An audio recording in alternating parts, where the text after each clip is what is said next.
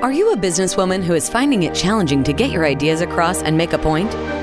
Welcome to Speakers Who Get Results with Elizabeth Bachman, a podcast dedicated to helping women get the visibility they want, whether making a speech or talking in a meeting. Every week, get valuable lessons from Elizabeth or learn from her roundtable conversations with experts and speakers on how to make a difference, not just a point. On to the show with your host, Elizabeth Bachman. Hello and welcome to Speakers Who Get Results. I am Elizabeth Bachman, your host, and this is the podcast where we interview experts from around the world on presentation skills, leadership, visibility, and also communication challenges. Today, my guest is Shelley Golden, who's an international stylist, and we're going to be talking about how do you look great on your video calls. Before we start though, I'd like to invite you to check out where your presentation skills are strong and where you might need a little bit of help through our free assessment at speakforresultsquiz.com. That's www.speakforresultsquiz.com. And that's where you can see where your presentation skills are strong and where a little bit of support might help you get the results and the recognition that you want. Now, Shelly Golden is one of my favorite people. I've interviewed her. She was one of the first people I interviewed on this podcast on how to improve your video presence. I'm so happy to bring her back to talk about how your video presence, how you show up, affects the way you are perceived, how you can increase rapport, how you can help people really take you seriously. The official bio is that Shelley Golden is an international personal brandage image consultant. She's a fashion stylist and a certified color consultant with more than 20 years of experience. She's the owner of Shelly Golden Style. That's the website, shellygoldenstyle.com. As a result of the COVID-19 lockdown, Shelley created the Zoom Makeover, which is a 5-step process to help you up-level your online screen presence to create a more professional image, increase engagement, improve rapport, and elevate your brand by aligning everything in your Zoom box. Shelley is a fourth generation in a clothing and fashion business. She's lived in Europe and the Middle East for 15 years. Her rich experience as an image consultant, fashion stylist, costume designer, costume historian, tailor, and certified color consultant puts her in a unique category. She understands what it takes to create a powerful and successful image, both in person and online. She's one of my favorite people, and I consult her all the time for advice. This is now for the interview with Shelley Golden. Shelley Golden, welcome back to Speakers Who Get Results. Thank you. Thank you. Thank so you. Glad to be here. I'm so excited to have you here because you are the interview that I did with you in April of 2020, when we were all just starting to work from home, has been one of the most downloaded interviews that I have. So it is almost a year later. And I want to ask you how your thinking has evolved and how your styling has evolved since we've been working from home for a year, and it looks like the work from home is going to continue. But before we do that, okay, I'd like to ask you about your dream interview. Okay. Yes, if you were to share the stage with somebody who's no longer with us, who would it be? What would you ask them? And who should be listening? Okay. So if I had to share the stage with somebody, at this point, the name that pops into my head is Coco Chanel. Ooh, okay. And she was a radical. She was a fashion designer. She was an influencer of her time in the 20s. And why do I bring her up? because her name has been popping in my head lately. So we're in COVID. We're all stuck inside. Everybody can't wait to get outside. So I'm a costume historian. So I think back to 1918 when they had the Spanish flu. It was World War I. They were the Spanish flu. So many people died. What happened after that? The Roaring '20s. Yes. And in the clothing, like clothing and social spheres, it was radical. People were like out, and it was almost like the summer of love. It was like party city in terms of clothing, and Chanel played a huge role in this.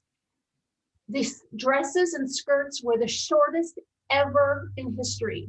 There were more arms and legs exposed than ever in history, except for maybe the Garden of Eden, if you believe in the Garden of Eden. Dresses, women's clothing had no shape to them, a little bit like, boyish, they called it at the time. No corsets, kind of freewheeling, dancing, singing sex. And so we're kind of like, wow, that sounds great at this point. And so I'm kind of relating 100 years ago to what we're hoping will happen once we're out of COVID. And Coco was a huge influencer in the shapeless, corsetless clothing that kind of hung on a woman's body. They actually bound their breasts flat to give that flat look so she could drape all the different jewelry all together. And if you think of the way people are dressing now, it's very androgynous. And it's not that men are dressing more like women, it's actually women are starting to wear men's clothing, jeans, t-shirts. These are men's clothing. This is all. Well, that's been going on for decades. Right, but it's more and more and more. And so that's what's happening. If you walk down the street, you see so often, if there's a man and woman walking, they're wearing practically the same clothing. They have different shapes underneath, but it's, t-shirt, black t-shirt, blue jeans. And so that's why I would want to interview her, just to kind of see where her mindset was coming out of this COVID period into this kind of exciting, influential period of the 1920s. Okay. So, and the other thing about Coco Chanel, the other cool thing about Coco Chanel is that I would be interested in interviewing her later in life, looking back on that. And what did she see and how did that work? And, how did the little black dress, which I believe was 1950s, right? That's the little black dress, well, 50s, 60s. There's always, yes, there was definitely in the 50s, but, a lot of that started in the 20s. Okay. Well, cool, fun, interesting to think about. Yeah. So Shelley, let's get back to the work that you do with the Zoom makeovers, the makeovers for those of us who are online on computers talking to videos all day long. How does what you look like and your background, how does that increase your online engagement and improve trustworthiness, if you will? So the way we look, as I call it, in our Zoom box tells everything. It's our painting. It's our business card. It's actually the shape of our business card. Sometimes it's square, sometimes it's a little more rectangular, but it's our business card. It's our calling card. And when you are designing your business card, you're designing the logo. You've got the colors, you've got the shape, you've got the format. How big is your name?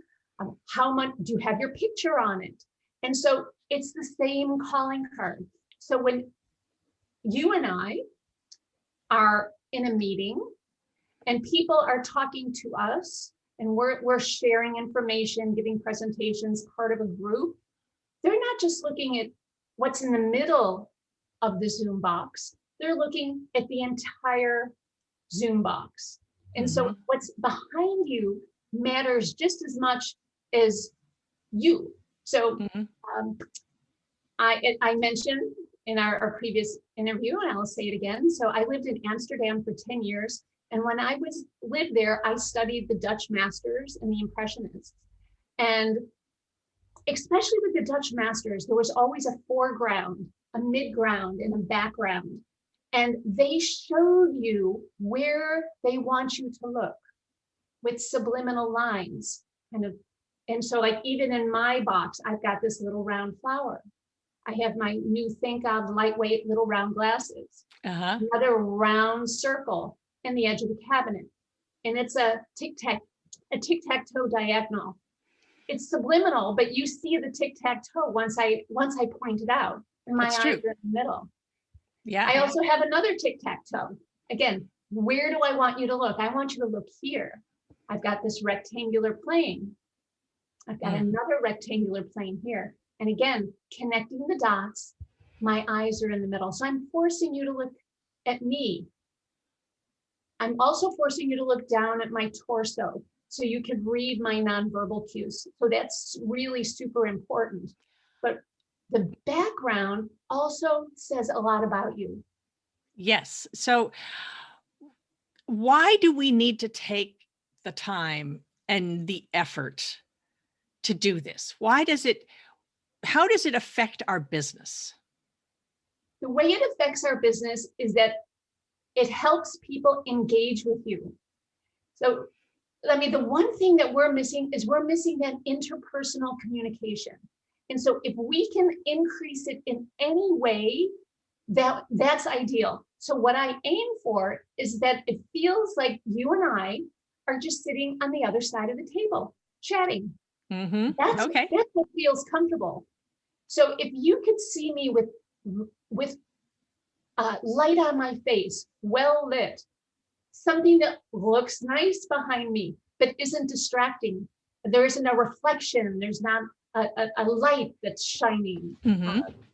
It's not a mess behind me, because when you want to talk to somebody and engage with them, the last thing you need is to actually go, wow, look at that messy room, or whoa, look at that horrible piece of art. That is, or that's and we do. I notice that. I look at people. I notice how messy people's backgrounds are. So yeah, it's true. Oh look, like the whole family's walking back and forth there. It's like, are those kids? Are they 10-year-old kids or 15-year-old kids? So you want to eliminate all the distractions, and so having a neat background is really important. Having quite often people have certificates or diplomas on the walls behind them, that often if you've got a light on your face, it's shining on the piece of glass that's reflecting the light. So it's distracting. So you want to eliminate the distractions, including perhaps the reflection in your glasses. Oh yeah. Yeah, and absolutely. Yeah. So my little trick is to have the lights on your sides at 10 o'clock and 2 o'clock, crossing over your face. So it hits both sides and doesn't hit your glasses. Another thing that it's really nice to have in your background, if you have a real background, or sometimes if you have a physical backdrop, you can as well, is to have some sort of plant or flower. Okay. And the reason I say that is, when we want to calm down and chill out and kind of reset our brains, we go for a walk in the forest. We go for a walk in nature, because it's green and plants are calming. So whether you have a tall plant like I do, or like a short little flower like I do as well, it actually makes it more. It makes the whole environment warmer. If you and I were gonna sit and meet and have a drink or talk about business, we would go to some place that has really nice ambiance. Yeah. We're not gonna go to some place really cold that has no ambiance, unless that's the ambiance that you're in the mood for at the time. But quite often there's some plants, there's some flowers, and it feels nicer. It's inviting people into your home. And that's what you want. You want to invite them into your home, make them feel like you're just sitting on the other side of the table. Actually, that makes me think about one of the things when I'm working with presenters is that your presentation, only 7% of what people perceive from you comes from your words. And the other 93% is how you show up. The visual is so important. So how you show up affects how people perceive you, both consciously and unconsciously. Right. So but this is so much more than just style. Yeah. This is also, how do we elevate our brand, for instance? Right. How do you do that? So first of all, when you have, when you look good, when you are dressed well, people will always pay you more money. If they think you're successful, they will pay you more money. Okay. If you stand out, if they can read not only your face, but your nonverbal body language, they will engage with you more and then perhaps hire you. Perhaps you'll have more trust if they can read your nonverbal communication. You know, if you're just kind of sitting back here like this, you know, it doesn't, first of all, you shrink. Yes. There's not as much of you. It doesn't necessarily feel like you're sitting across the table as if you and I, if I were sitting up, kind of sitting close to it, you know, to attention. So you want to like elevate yourself. You want to lean in, and to elevate your brand, brand is the way people remember you. So if you want people to remember you, you know, kind of like this, you know, she's always kind of like not really caring, versus someone who's leaning in, who's interested, who's right there, it elevates your brand. They will remember you, that someone who is interested, someone who was present, someone who was paying attention to you and what you're saying and engaging in that important dialogue. That also matters whether you are, if you're in a corporate environment or an entrepreneur. It also affects how whether people take you seriously, and whether they respect you. I have seen people who are getting paid a great deal of money to do what they do, and they show up incredibly sloppily on their meetings. And I think, how are we going to respect you if you show up looking like a schlub, looking like you didn't bother to brush your hair this morning? Right. Yeah. So is there a difference between the way we speak online in America and internationally? Because there are so many people who are doing international calls these days. What's the difference?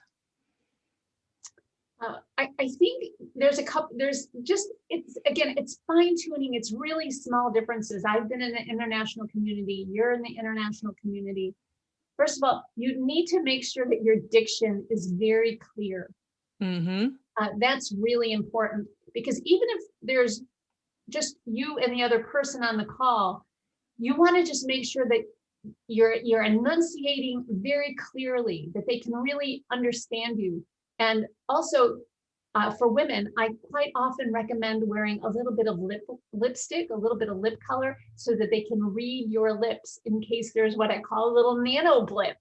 You know, the sound went out. What did you say? You know, sometimes you don't want to interrupt something like, oh, did she say this? Did she say that? Oh, now she's on to something else. And so, Elizabeth, you and I have talked about this a number of times, that you want to be able to see your lips and see that you're talking. You also want to respect different cultures. So it's better to be a little bit more formal if you're dealing internationally, because you don't know who else is going to be seeing this, perhaps whether it's an interview or it's a meeting or it's a podcast, you know, whatever it may be. It's just better to show up better. Generally in international circles, especially in Europe, quite often homes in Asia are a little more minimalistic. So you don't want to have too many blingy things in your background. It's better to be a little more simple in your background, in your choice of what you have back there. Books are always a great idea. I'm a big fan of bookshelves. And if you have bookshelves behind you, I have a couple of tips. So first of all, you don't want to have all dark bindings. Sometimes, because what happens is then it becomes a black hole. So if you have books with different color bindings, you might want to stagger the colors so that people can identify that they are books as opposed to like too much black, or even if it's dark brown or navy blue. So you want to stagger them. Additionally, one of the things I try to do is I was talking about perspective and trying to always focus in on your eyes. If you have bookshelves, sometimes you only have it on one side, sometimes you have it on both sides. But if you put the tallest books on the outside and put the shortest books closest to your eyes on an angle, it's a little bit like having an arrow pointing directly to your eyes. So angle it down from tallest to shortest, with the shortest next to your eyes. Let's talk a little bit about green screens. Okay. So, for instance, I work with a lot of women in tech, and they're working from home, and they have a kid behind them on the other side of the green screen who's doing his math homework. Right. So, when we pick a green screen, I have a branded green screen now, and Shelley helped me design the outfit. So, Shelley is my stylist for this. I have a branded green screen. I'm now thinking maybe I should change the background and put flowers on it. But talk to us about, how do we think about green screens and branding? Well, are you asking about virtual backgrounds or actual? I'm talking about a virtual background on a green screen. Thank you. Yes. All right, because the green screen is just the green screen. The green screen is just the surface on which the virtual background is projected. Right. So when you have so many people need a virtual background, like you said, Elizabeth, they might have kids, just on the other side. They might be in their garage because that's the only place that was available in their home, because so many of us are working from home these days. So a couple of things. First of all, again, you don't want it to be such a bright color, and I've seen this, that it's so distracting. You don't want the image to be so big and distracting that people are going to be checking out the image and not being able to pay attention to you because they're so distracted. Mm-hmm. Quite often, and this is one of the things that Elizabeth and I spoke about, is when you put your branding, like you're kind of like Elizabeth has speakers who get results. When you put that on your branding, I often say, take your hands, put them like this, like, okay, I give up. That's where you want your branding. So on your hand next to your face.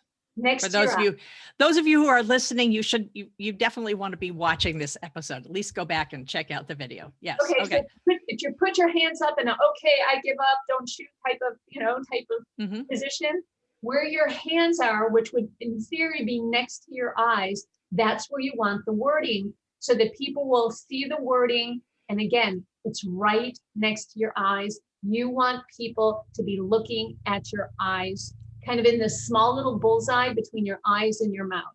So that's an ideal place. For those of you who can see this interview, I have mine in a lower position, which is actually just above my shoulder. And I have it strategically placed there because I have another rectangular plane on the other side of me. I have this painting, and I wanted to create this diagonal so that my eyes would be in the middle of these two rectangular planes. So, and another mistake that I see two more mistakes on that particular subject, because I see it a lot. Sometimes people put kind of like these screens that you see, like the Academy Awards and different companies, they'll have their name very small all over. It's distracting. I don't think you really need that in a Zoom or WebEx or Teams situation. I think if you just have your branding listed once, that's good enough. Another concept issue that I come across is so often that people are putting gray, kind of making a gray background and putting their branding on that. And the problem with usually light gray is it just washes you out. It takes all the color, it sucks all the color out of your skin. And everybody that I've ever seen on a gray background looks a little bit washed out. Mm-hmm. And so I would stay away from gray. I would stay away from very bright colors. I would stay away from white. Yes. And I was surprised to discover that pink, which looks great on me in person, turns into white on the screen. Yes, especially light pink. Yes. Yeah.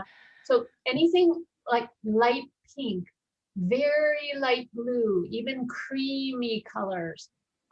Anything that's really, really light will always look light because the camera is looking for the lightest thing and balancing out the light from there. Like you think I have a red jacket on. I actually have a fuchsia jacket on. But it looks red on the screen. But it looks red on the screen. Exactly. So yeah. It's in, which of course is in the pink family. So yes, you need to be very careful of your light colors. You also want to be very careful of wearing any dark colors unless you have a light background behind you. Why? Because again, you want to be in the foreground so that people will focus on you as a separate entity. And if you're wearing something that's dark, you might, with it, unless you, like I said, unless you have a white background, you're going to blend in to the background and people won't be able to read your nonverbal cues, which is really important in being able to convey your message, to create that rapport, to create that rapport and build the trust so that you can elevate your brand. Okay. Shelly Golden, this has been amazing. And of course, what you really need to do is check out her website at Shelly Golden Style to see all examples of the sort of work that she does. I know so many people who have had Zoom makeovers with you and you say, wow, you look great. She said, oh yeah, well, I hired Shelly Golden and she helped me fix it. So I run across people who know you all the time. Last time I saw them, they looked kind of scattered and now they look fabulous. And it's because of the work that you've done.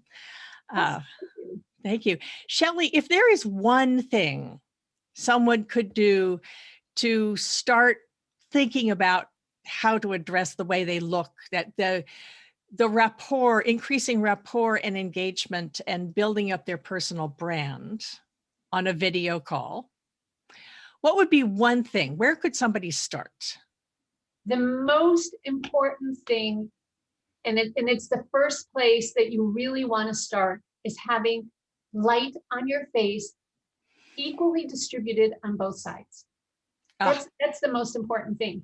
So I see people all the time, they might have either a ring light, it's reflected in their eyes. They might have light coming in from their window, it's only on one side of your face. When the light is even on both sides of your face, it's easier to build a relationship and have a rapport with somebody because they're not distracted with, oh, I could see that one side of her face is dark, one side is light. Right. It eliminates that distraction. And that's the one piece of advice I would give to anybody who really wants to start. Get some lights, 10 o'clock, 2 o'clock, a little bit higher than your eyes, angled down toward your face. I love it. Shelley Golden, you are my go-to person for style and question and all of this. And I'm so happy to have you back on Speakers Who Get Results. And I'm delighted to have you. And I highly recommend people checking out her work and what she does. This has been the Speakers Who Get Results podcast. And I just want to remind you that if you're curious about your presentation skills and where you are strong, you can take my free assessment, my free quiz at speakforresultsquiz.com. That's www.speakforresultsquiz.com. It only takes 4 minutes. And that's where you can see where your presentation skills are strong and where a little bit of support might help you get the results and the recognition that you need. Thank you very much, Shelley. Thank you for having me. It's always a pleasure. You are also my go-to person as well. Fabulous. So this has been Elizabeth Bachman, Speakers Who Get Results. I'll see you on the next one. We have just concluded another great episode of Speakers Who Get Results with your host, Elizabeth Bachman. If you got value from today's episode, please feel free to share us with your friends and colleagues. You may also visit elizabethbachman.com for additional resources. Be sure to tune in every week for new episodes, and thanks for tuning in.